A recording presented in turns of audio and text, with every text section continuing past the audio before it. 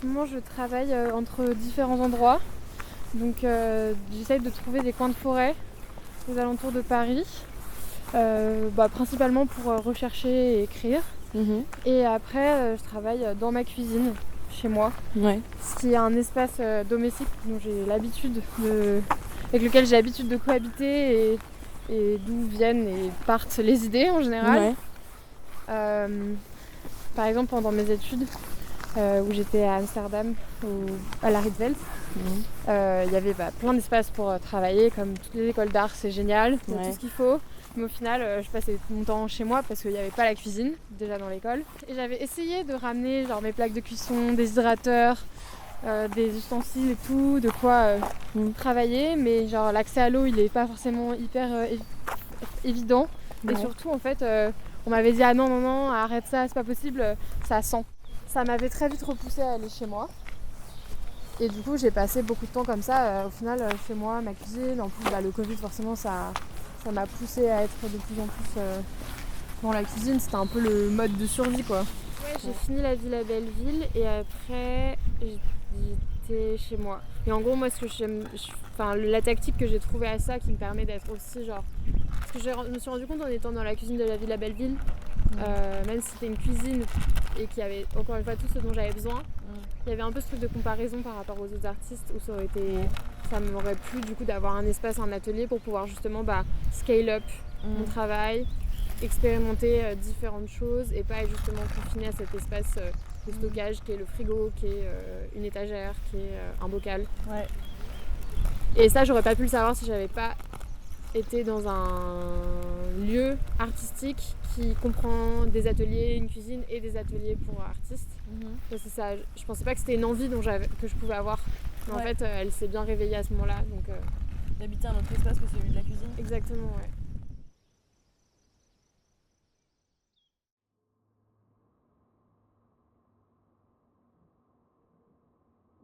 Bienvenue dans mon atelier du préavis. Ça fait depuis décembre que je suis ici. Donc là, on est en fin avril, ça fait 5 mois à peine. C'est un lieu qui est hyper grand et hyper spacieux. J'ai eu beaucoup de chance de le trouver. Pour vraiment déployer ta pratique, il faut aussi des fois un lieu à soi, une chambre à soi. Qui permet de travailler sereinement, calmement, de pouvoir aussi se lancer sur des projets d'envergure, de ne pas être contraint par la taille.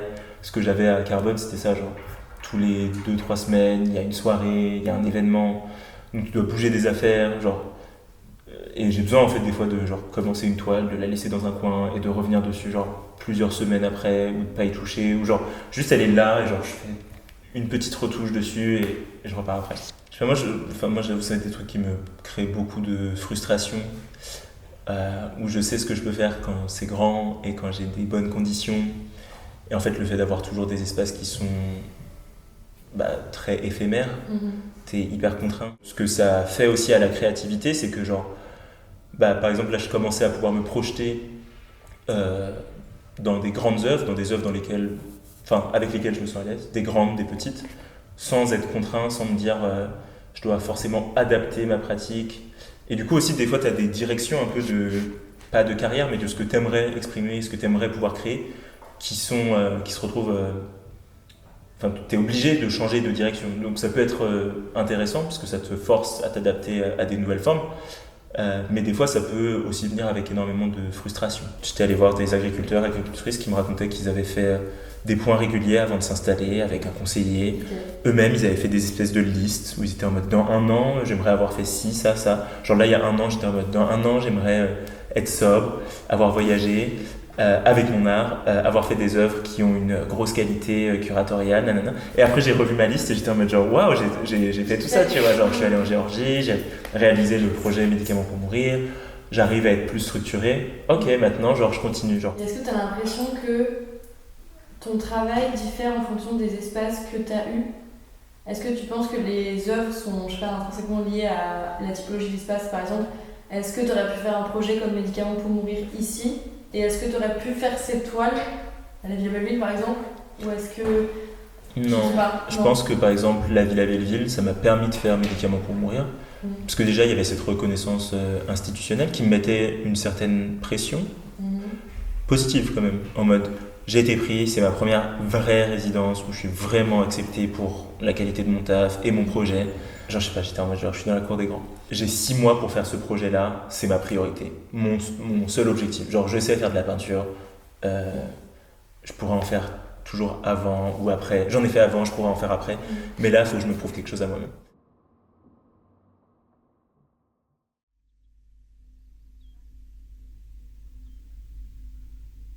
Je suis arrivée ici quand on a dû partir de la Tour Orion pour avoir un atelier et j'avais commencé à retravailler sur des moules et tout ici et j'ai vu qu'on pouvait y aller plus. Après ici, ce qui est complètement différent de ce qu'on avait à la Tour, où on avait notre petit espace, ce qui était génial parce c'était notre atelier, on posait nos affaires, mais je me sentais très limitée par le matériel que j'avais aussi.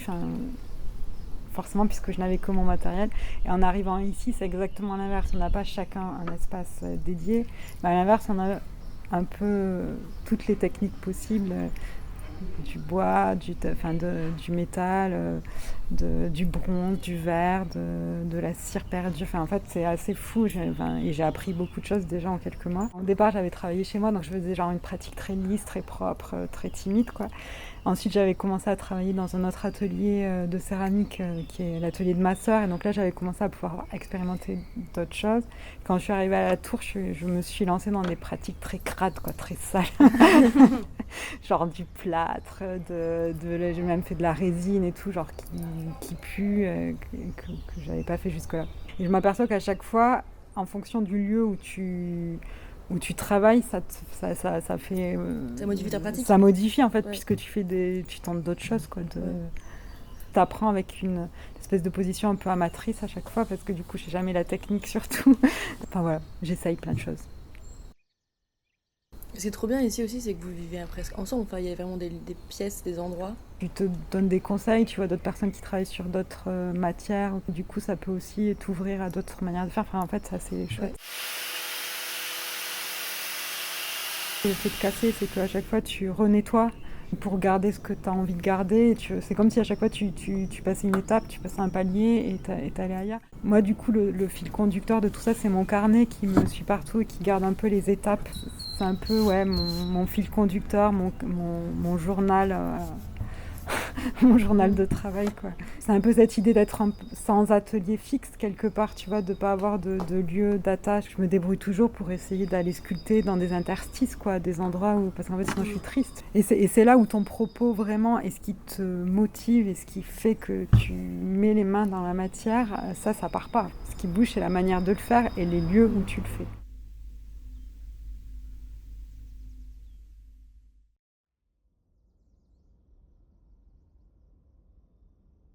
J'avais du coup commencé à réfléchir sur le propos de votre expo et je m'étais dit ok, comment représenter l'atelier, ce caractère très transitoire, souvent précaire, mais bon, qui comme beaucoup d'artistes en fait tu crées dans la difficulté, dans les obstacles, et c'est là que tu trouves des challenges, typiquement de se dire j'ai 2,80 m de hauteur sous plafond, je me suis empressé de me dire ok, si je fais une statue de 2,50 m, ça passe. Non, et à tous les escaliers c'est une vraie galère, mais bon. Et oui, tu crées souvent sous la contrainte. Ce que tu fais va vachement évoluer en sens. Et c'est vrai que sous cet angle-là, je me suis dit, ok, soit je leur propose comme j'avais dit, mettre en gros une pièce de mobilier face à une toile, parce que forcément, tu as souvent ce réflexe de t'es assise sur ta chaise et tu regardes ta toile, quoi. Enfin, c'est pas un réflexe, mais c'est nécessaire, sinon tu prends jamais de recul. Et l'autre truc qui du coup faisait sens, c'est comment j'avais agencé mon ancien atelier, qui était tout petit, il faisait genre un tiers de la moitié de cette pièce. En gros, il faisait 8 mètres carrés. Ah oui, ouais, ça change par rapport à maintenant. Ouais, et tout rentrait dedans. Hein. C'est-à-dire que là, tout ce que tu vois, genre j'étais vraiment en mode, j'étais là, je fais ok, let's go. Tu vois, c'était vraiment... C'était un petit triste. Donc là, pour moi, c'est un peu luxe. Et l'ironie, c'est que pour l'instant, j'ai un peu de mal, quand on est arrivé là il y a 10 jours, à commencer à travailler vraiment. Parce que je suis encore dans ce truc de j'avais besoin de très peu d'espace et là soudainement presque d'avoir trop d'espace, ça change forcément la perspective que j'ai sur mon travail. Et dans quel sens ça change ta perspective Pour l'instant, juste flou, tu sais, genre c'est le temps de un peu prendre tes repères, ouais. Tu sais, comme quand t'emménages dans un appart et que t'es encore en train de te dire ok, c'est un peu une relation de long terme, il faut que je comprenne où sont... T'apprennes à connaître ton lieu. Exactement, ouais. Ah, c'est marrant, ouais. Donc là, je sens qu'on est un peu en train de se dompter, cette pièce et moi. Ça peut prendre un certain temps. Ouais, puis je gagne pas trop pour l'instant.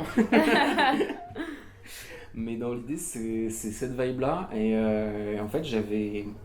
La manière dont je l'avais organisé, en gros, tu vois, j'avais acheté plein de tasseaux de bois parce que, comme beaucoup de collectifs artistiques, tu fais aussi avec les espaces que tu as. Et moi, c'était au milieu d'un plateau, mais avec 3 fenêtres, donc 0 mur, pour une pratique de peintre. Ah oui, mais moyen. ouais. Ah ouais, totalement. Et il y avait tout ce truc de...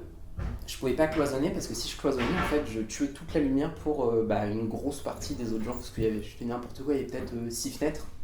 J'en prenais la moitié, on était genre 10 sur le plateau. Donc à partir de là, si je cloisonnais, je bouffais la lumière pour tout le monde. Du coup, je me suis dit, ok, je vais faire un truc ajouré. Donc j'ai acheté plein de tasseaux, j'en ai fait des équerres, machin. Et en gros, j'ai fait toute une ossature comme ça. Et dans laquelle après, je venais glisser à l'horizontale des tiges ficelées, etc. Enfin, de l'acier. Et où après, en fait, je remettais juste mes toiles que je posais par-dessus avec des crochets. Ok, c'était comme ça que tu avais fabriqué ton petit espace. Et l'avantage, c'est qu'en fait, comme moi, j'ai une pratique où je change très souvent de format de toile. Et en fait, justement, je me plais à mélanger du petit, du moyen, du grand format. Il me fallait un truc où je pouvais le bouger facilement, changer les hauteurs et pas être un peu bloqué avec genre, t'as 2 clous au mur ici. Et après, faut que tu mettes des clous dans tous les sens, ça devient un vrai bordel. Donc déjà, je m'étais dit, et c'est ça qui est intéressant, c'est que tu crées aussi beaucoup par rapport à l'environnement que tu as et les moyens dont tu disposes, quoi. Donc là, d'un coup, tu as envie d'un truc énorme qui... Ça peut peut-être aussi, à un certain point, t'aider à te familiariser avec le lieu. Ouais. Parce que d'un coup, en fait, il faut que tu as le droit de penser à un grand format. Clair. Et du coup, peut-être que c'est grave intéressant de te dire que d'un coup, tu as une sorte d'explosion de taille, de création. Clairement. Parce que ton atelier te le permet maintenant. Ouais, puis en fait, c'est ça, comme tu dis, il y a presque un rapport un peu collaboratif dans un certain sens avec le lieu que tu as, parce que comme tu travailles, comme je disais, sous contrainte, forcément, tu vois, j'avais déjà envie de faire des très grands formats avant, mais je me dis, ok, ça passe pas, c'est ridicule. Tu vas être obligé de mettre le truc dans la diagonale de ta pièce si tu veux que ça rentre. Tu vas pas comme ça, les coins, tu vas être comme ça. Je me dis, non, faut pas déconner, ça marche pas. Moi, j'étais à la Tour aussi, j'y étais 1 an. J'adorais marcher, même dans mon étage. Tu sais, t'en avais qui n'avaient pas du tout de cloison, qui étaient en plein milieu, qui étaient...